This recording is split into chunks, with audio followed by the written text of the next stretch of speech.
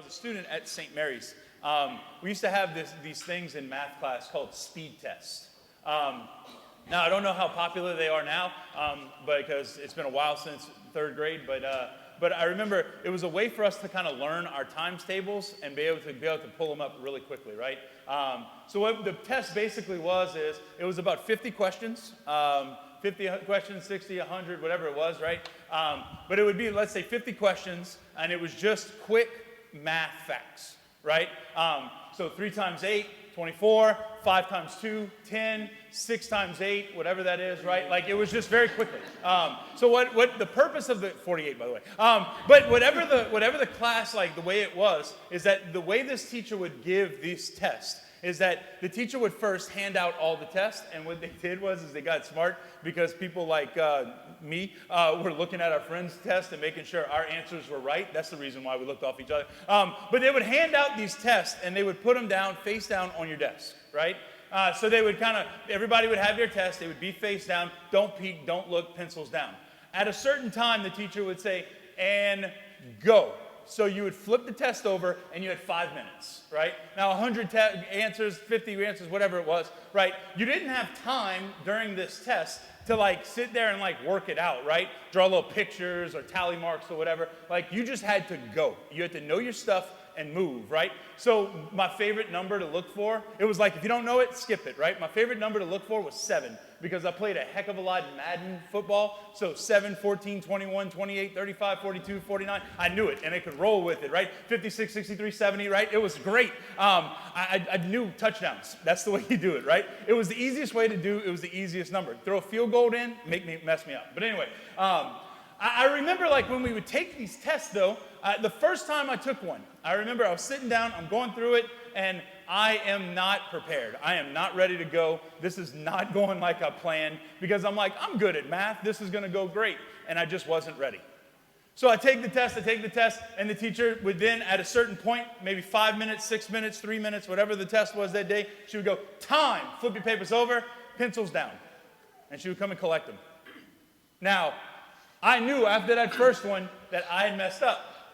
But I was like, it's going to be okay, no problem. I didn't answer probably about 15 or 20 of the questions, right? I was like, but it's going to be okay, this is going to be fine. When we get the grades back, my grade was so bad, it was a D or something like that, that I had to go and get it signed by my mom.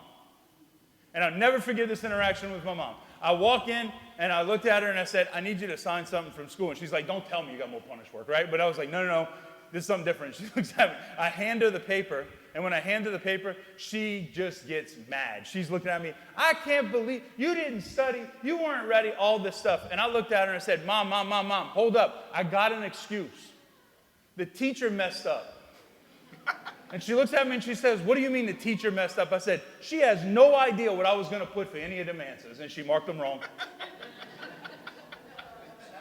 See, it takes a time. It's okay, right? I left about 15 questions blank, and she basically said, she looks at me, she says, that's the point of the test, dummy, right? And she might have used other words, but we're going to say dummy. But there was something about, one of the things I learned in that, number one, you learn your timetables, right? You got to learn all your little tricks and things, and you roll through it. But the other thing I learned whenever it came to taking a test was you don't leave anything blank. There's 3 different things you can do in a test, and a test like that in particular, you have to basically, you kind of have 3 choices. You either leave it blank, and you're going to get it wrong. The second thing you can do is you can just guess, right? Educated guess, not educated guess, just put 7 for every answer. C, right? Just fill them in, right? We know these things. Statistically, C is the answer that is most on a multiple choice test, but anyway. But like you just mark something. Something is better than nothing, right? Or finally, you do what you're supposed to do, you prepared for the test, and then you get an A on it because you know it and you just pull it out quick. 7, 14, 21, 28, 35, right? When it comes to our faith, I think a lot of times we have a tendency when presented with a problem, or just in life, we have a tendency when presented with a problem, what a lot of times we do is we have those same 3 options presented to us. The first option is we can not answer it at all. I have a crisis, I have a struggle, something like that comes up, I just kind of push it away and pretend that there's no problems. I just push it away and I'm like, yeah, whatever. I'm going to live in la la land. I'm going to live over here. Everything's great. Everything's perfect. And nothing's ever wrong. I'm going to just numb myself from whatever pain, whatever struggle, whatever things well up, right? We can do that. That is an option. It's not a very good one. Because when we're struggling with something, if we're having a hard time with something and we just shove it down and we just push it down and we just kind of push it back and we don't ever address it, what ends up happening is that sooner or later it's going to boil up. And then it likes to come out as certain vices. Anger, frustration. We start blowing up about things that are not that important. It's because there's certain things in life that have just been building up, and we've just shoved them. That's fine. The second thing we can do is that we can just kind of guess. Educated guess, pretty decent guess, but we can go to sources that aren't always helpful or aren't always good. Most of the time they look like Instagram accounts that have a lot of like really nice sayings and greeting card kind of stuff, little memes. Let go and let God. Yeah. Anyway, sorry. But like it can be those kind of things that like we just kind of like, we're going to go there and it's really a lot of empty platitudes and there's not a whole lot behind it. Or we're going to go to a source that may even be worse than that. It might just be damaging. It might just be our favorite vice. And a bottle, a website, whatever it is, at least it numbs the pain. That's better than nothing. The final place, though, when life is not easy, when there are struggles, whenever the burden becomes a little bit too much, the final place we can go to is with our faith. When we talk about our faith, we use a verb of practice. That we practice our faith. I've always thought that was interesting. We practice our faith because in times of good, you practice your faith so that when times are bad, you know where to go.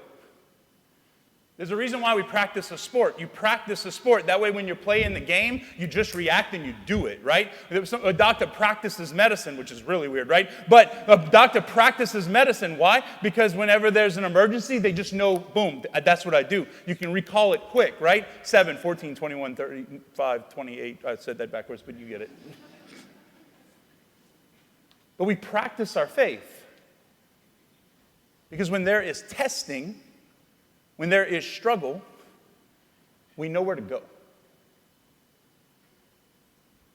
When I was in seminary, the Notre Dame Seminary, if you don't know this, on Carrollton Avenue, it was built in 1923. The Archbishop of New Orleans in 1923 was John William Shaw. John William Shaw, his coat of arms, actually is on the ceiling at St. Joseph's. But his coat of arms, his Episcopal motto was Deus Providebit. And at Notre Dame Seminary, over the front door, those words are in the stone. Deus Providebit means God will provide. It became kind of a rallying cry at the seminary for us because we're a bunch of little hopeless causes, right, when we were trying to get through. And what the prayer was is just God's going to provide what you need. God's going to continue to provide what you need. Deus Providebit, God will provide, God will provide, God will provide. In our readings today, this is what we're talking about, is that God will provide, that God provides what we need when we need it. We look at the prophet Elijah in today's first reading. The prophet Elijah, immediately before the episode that we hear about him walking through the desert and taking a nap under this broom tree, immediately before that, what's happened is that the prophet Elijah is a prophet of Yahweh, of the Jewish God, right, of the God of Israel. And as, like our God, right, so the one true God, he is a prophet for the one true God. He has this face-off with 450 prophets of an idol named Baal, B-A-A-L, Baal, right? So as they have this back and forth, this argument that ensues, they basically make a deal, and it's this massive wager between them, where the prophets of Baal look at Elijah and they say, this is it, we're going to settle it once and for all. It's basically a God-on-God face-off. Let's see whose God is real.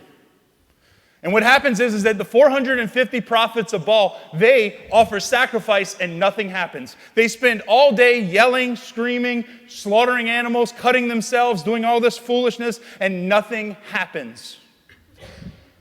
And then Elijah is standing there. He trash talks a little bit, which I love in today's right before today's first reading. Go look it up. It's amazing. But as they're going back and forth, it's Elijah's turn, and Elijah steps up. He says a prayer. He prepares the sacrifice, and fire comes down and consumes the sacrifice. So much so that all the people watching look and say, "The God of Elijah is the one true God. The God of the Israelite people is the one true God." Powerful moment. And it really upsets the status quo. Certain people that have power are not happy. Certain people that have influence are not happy. And now Elijah all of a sudden has a target on his back. So today, whenever we hear that Elijah is leaving, he's actually fleeing this area. He's running away from this place. He's not just gone for a Sunday stroll through the desert. That's what we do in South Louisiana. What he's doing is he is actually fleeing from them. And when he gets to this broom tree, he's tired of running.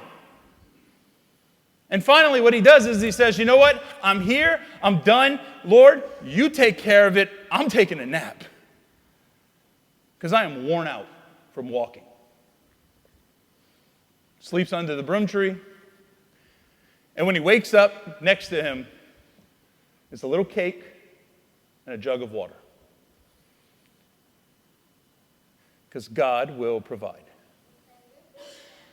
God provides exactly what he needs when he needs it. When Jesus is giving his sermon today, when he's in the middle of the Bread of Life discourse, he's in the middle of talking about the Eucharist and the beauty and the wonder and the mystery of him as the bread of life, right? He starts to say today, he says it very clearly, he says, "I am the bread of life." And people have a question about this because they know him. He says, "I am the bread of life. I'm the one that came down from heaven." And they look at him and they say, "No, you're not. You're Joseph and Mary's boy. You're a carpenter from Nazareth. We know you. What are you talking about, that you're the bread of life?" But Jesus looks at the people and he says, no, you don't understand that in this journey of your life, that in the journey of your spiritual life, there's going to be need, there's going to be hunger, there's going to be a necessity for you to be satiated and strengthened and fed. And I'm going to do the feeding. I'm letting you see your menu. I'm letting you see the one that's going to fulfill, the one that is going to strengthen. I am him. That's why I came. It's me. Now, the interesting thing is that Jesus when people hear that, I can only imagine the crowd when they hear that are looking at Jesus going, okay, relationship with you, knowing you, praying to you, like all those things make sense, God. But Jesus is actually going to take it a step further, and he says, no. If you eat my flesh and drink my blood, then you have life within you. When you eat my flesh and drink my blood, this body will be laid down on your behalf so that you can taste of the sacrifice, you can be strengthened by the sacrifice, and you can have eternal life that is given by this sacrifice. And when we come to Mass, that's the sacrifice. That is the gift that we have on this altar.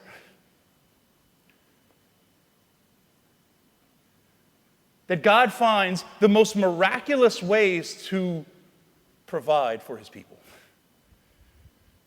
He did it with the desert and the manna from heaven. He did it with Elijah running away from death and needing strength. He does it with Jesus with his own flesh and blood. Are we willing to ask for him to do it for us as well? For him to meet us, to give us what we need, and to strengthen us as well. Especially when things are hard. Especially when faced with problems. Or are we satisfied with just pushing it aside and ignoring it, pretending it's not there? or just guessing at maybe this will work, or going to the one we know will provide. When I was for Hurricane Ida 3 years ago, whatever, right in the wake of Hurricane Ida, I was at St. Hilary, as many of y'all know. And I remember it was only a few days after the storm. We had donations that started rolling in. I know most of our churches here as well, like we all had donations that just started rolling in. A lot of our people had evacuated to different areas, whether it be family, friends, and different things, and people wanted to help, so they just kind of directed people back to the parish. So after about maybe 2 or 3 days after the storm, I went into my garage, and I had 50 gallons of gas that were in 5-gallon bucket, like 5-gallon jugs, and I started just having more peanut butter, jelly, top ramen, and canned goods than I knew what to do with, and it was just like everything was starting to fill up in my garage. Now, that much gas in a garage, don't light a match, poof, right? It was like, okay, I don't know what to do. I've got all this stuff, and now we need to get it in people's hands. I don't know how to do this. So what I would do is every night, I remember I would go outside, right outside my kitchen door, there was a sidewalk, and I would go stand on the sidewalk after everybody else had gone to sleep, and I would just go out there because it was dark in the neighborhood, which was weird. I would go out and I would listen to all of the generators going on. Dark neighborhood, I'd listen to the generators, and I'd just pray. And I remember the spot where I was standing, I was standing right next to like this little tree that actually survived the storm. And I remember standing there and just like saying, Lord, I've got all this stuff in the garage, and I need to move it. I don't know where, I don't know how, but like I need to get it moved. Because it can't live in there, right? Next day, we go about our day. A friend of mine pulls up. We talking. They said, do you need any help with something? And I looked at him. I said, the only thing I can think of is I need to move this stuff. They had just gone and made a load with like a U-Haul. So they had a U-Haul that fit everything perfectly in it. And I looked at him. And I was like, wow, that's awesome. So we load everything up. We go drop it off at an old school that we had. Great. End of the day. I'm back in my little spot outside my kitchen. And I'm sitting there and I'm going, Lord, now I got all this stuff. It's all in a place. Now I need to organize it, and I don't know how to do that. The next day, a ministry that we had been working with from the Lafayette area shows up. We're talking to them. They say, what can we do to help? I look at them. I said, look, the only thing I can think of is I need to organize. I got a bunch of stuff that's good, like a bunch of goods that have been donated. We just need to organize it. They looked at me. They said, okay. I said, I'll be back there in a little bit. Don't worry. They said, stop. You're okay. Hurricane Harvey, we went volunteer. We set up shelters. Really? I said, yeah, we got it. By the end of the day, we had 3 rooms, like classrooms of stuff that had come in, probably the equivalent of about an 18-wheeler and a half that had come through, that had been donated that day. And all of a sudden, everything was organized, and I was just praising God. I'm like, this is amazing. That night, staying in my same spot, and I'm like, Lord, I need someone to run this, because this is big. It's a lot of stuff. But I don't know what to do with it.